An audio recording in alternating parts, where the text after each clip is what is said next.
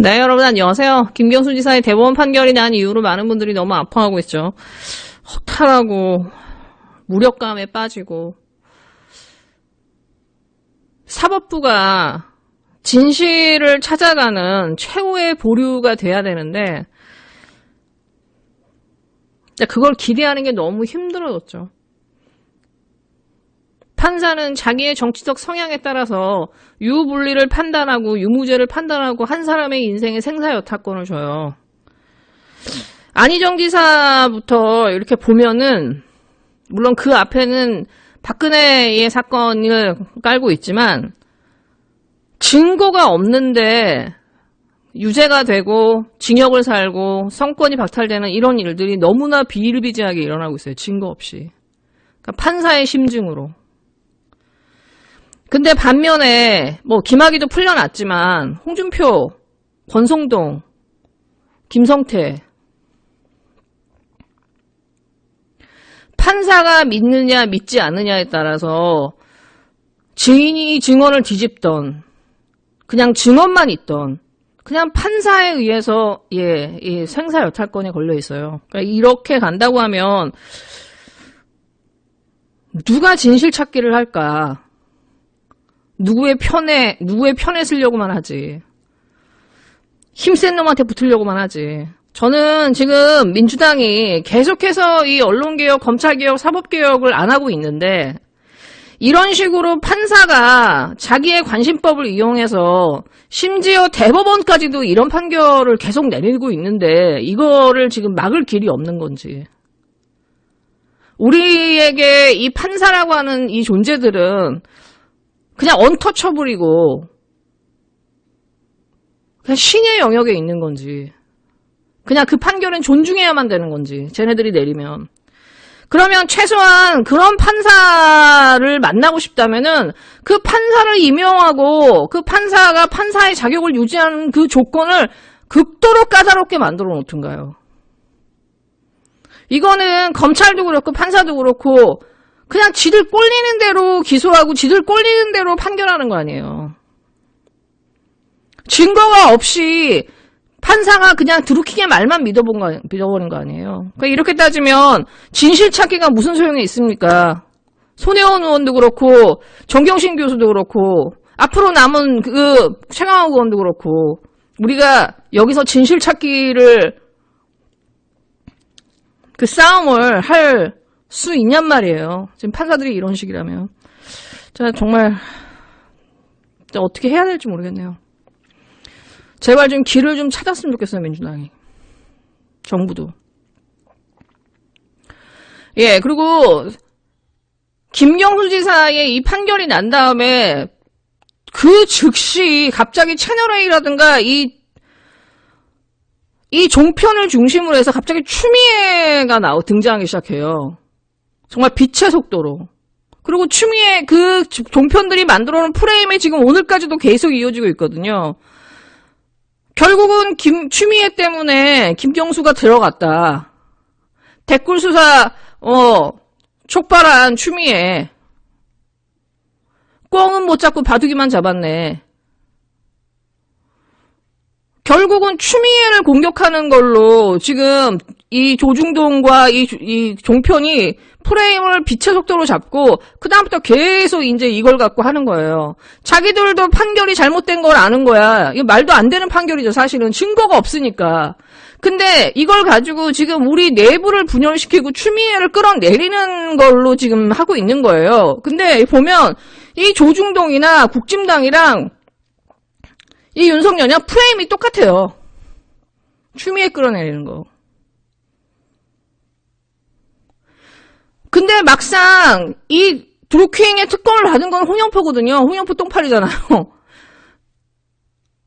홍영표 얘기는 싹 빠집니다.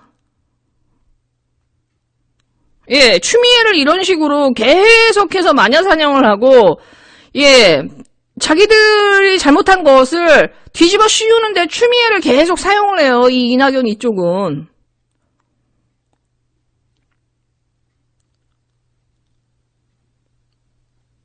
지방선거 진 것도 추미애 탓이라고 하고 윤석열이 뜬 것도 추미애 탓이고 김경수 지사가 감옥 간 것도 추미애 탓이고 본질을 흐리는 거예요. 본질을.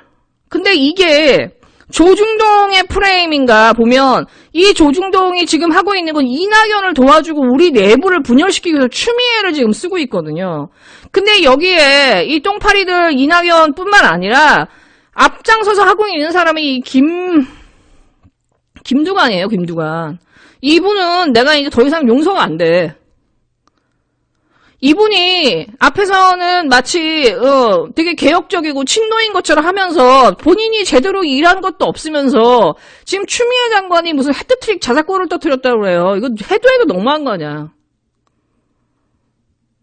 노무현 대통령 탄핵에 찬성했고 윤석열 총장 1위로 만들어줬고 드루킹을 고발해서 김경수 지사 사퇴하게 했다. 노무현 대통령 탄핵에 찬성한 거에 대해서 추미애 장관은 충분히 사과했어요. 윤석열 검찰총장 1위가 된 게 추미애 장관의 일입니까? 그 다음에 드루킹을 고발해서 김경수 지사가 사퇴하게 한 게 추미애 장관의 직접적인 연관이 있어요? 이걸 다 끼워 맞춰가지고 자살골이 어쩌고 해트트릭이 어떠면서 지금 후보 사퇴를 하라고 김두관이 이러는데 진짜 이 사람이 왜 이러는지 모르겠는데? 어떻게 보면 이 사람도 이낙연이랑 같은 과예요. 앞에서는 개혁적인 척하면서 사실은 이낙연 도와주고 있는 거야.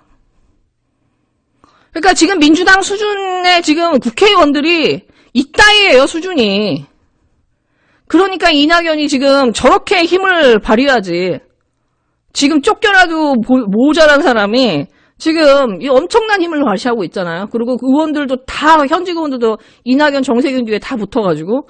사실은 이재명이 지금 1등인데도 불구하고 이재명한테 붙어있는 사람이 50명이 안 돼요. 이게 현실이에요, 민주당에.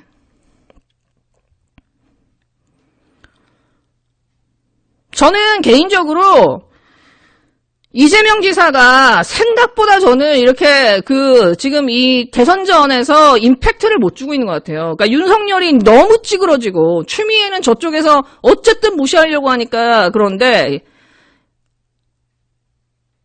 사실 이재명 지사는 본인 스스로 발광을 해야 되는데 그런 부분에 있어서 지금 이재명 지사는 좀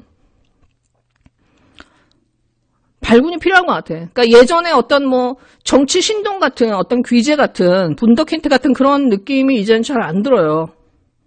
말하는 것도 너무 조심스럽고 너무 눈치를 많이 보고 그게 결국 끝까지 갔을 때 좋을지는 모르겠어요, 사실. 가장 선명한 깃발과 선명한 정책과 자기 색깔을 분명히 내주고 있는 사실은 추미애 의원이 있기 때문에 사실은 지금 민주당 경선이 재미있는 거예요. 추미애가 없었으면 제가 볼 때는 휴양 못했을 거예요. 사람들이 관심도 두지 않았을 거예요, 솔직히. 저는 이재명 지사가 이 부분을 반드시 기억해야 된다. 그 다음에 이재명 지사는 기본소득에 대한 어떤 그런 개념들은 굉장히 좋은데 현실적인 부분을 생각해야 된다. 청년들한테 연간 200만 원 주고 전 국민한테 100만 원 지급하는 게 과연 좋은가? 과연 그거에 대한 부작용은 없는가? 차라리 그런 기본소득보다 학자금을 없애주는 게 차라리 낫지 않을까? 저렇게 아르바이트하고 저렇게 노동과 학업을 병행하면서 빚을 치러 가는 저 청년들에게 차라리 학비를 감면해주는 게 기본소득을 주는 것보다 낫지 않은가라는 좀 더 진보된 사고를 좀 했으면 좋겠어요. 통화량을 늘리는 게 과연 진보한 방식인가. 지금 서구의 자본주의나 이런 걸 보면 저런 식으로 계속해서 통화량을 늘리면서 복지를 늘렸는데 그렇게 해서 그럼 과연 경제는 좋아졌는가. 그 경제적 혁신이 없이는 저건 가능하지 않고 빈부의 격차는 크게 줄지 않는다.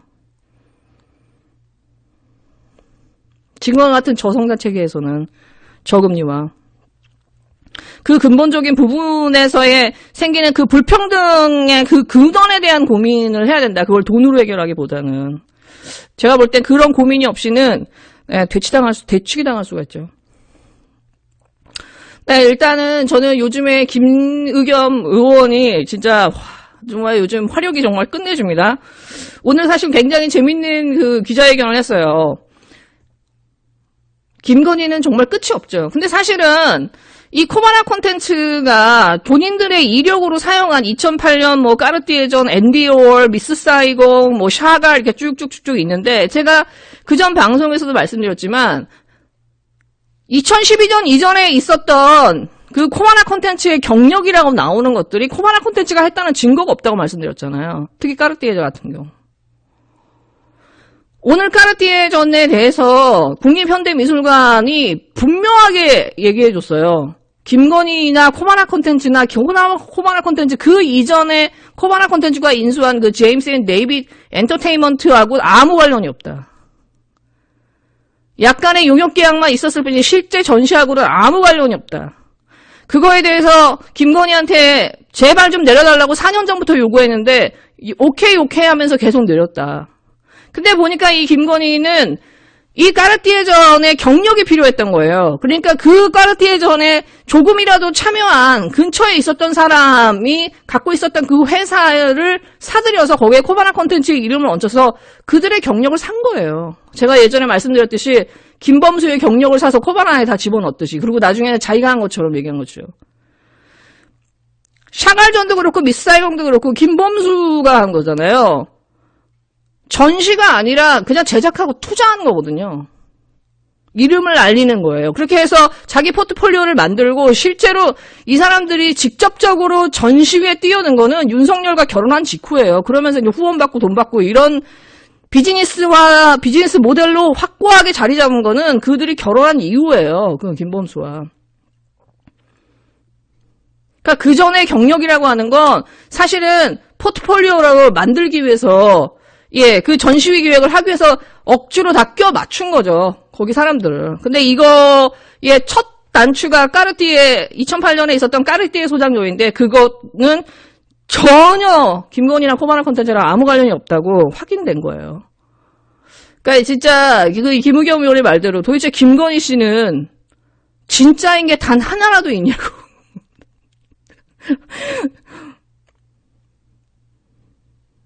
진짜인 게 있겠죠. 가짜, 뭐, 사이보그나 인간이나, 사이보그가 인간 같으면은 구분이 안 되는 것처럼, 이제는 가짜가 진짜를 먹는, 원죄와 거울을 통해서 계속 복사되는 것이, 그것이 진짜인지 가짜인지 별 의미가 없어진 시대에, 그냥 성공만 하면 되고, 이 자본주의에서 돈만 있으면 된다라는 그냥 그런 생각으로 할 수 있는 모든 카피와 할 수 있는 모든 표절, 그 상류사회의 이 소시에테들이 하는, 사교클럽들이 하는 그 모든 것들을 다 카피하면서 자기의 인생을 만들어 온 되게 그로테스크한 여성 같아요. 네, 여러분 즐거운 하루 되세요.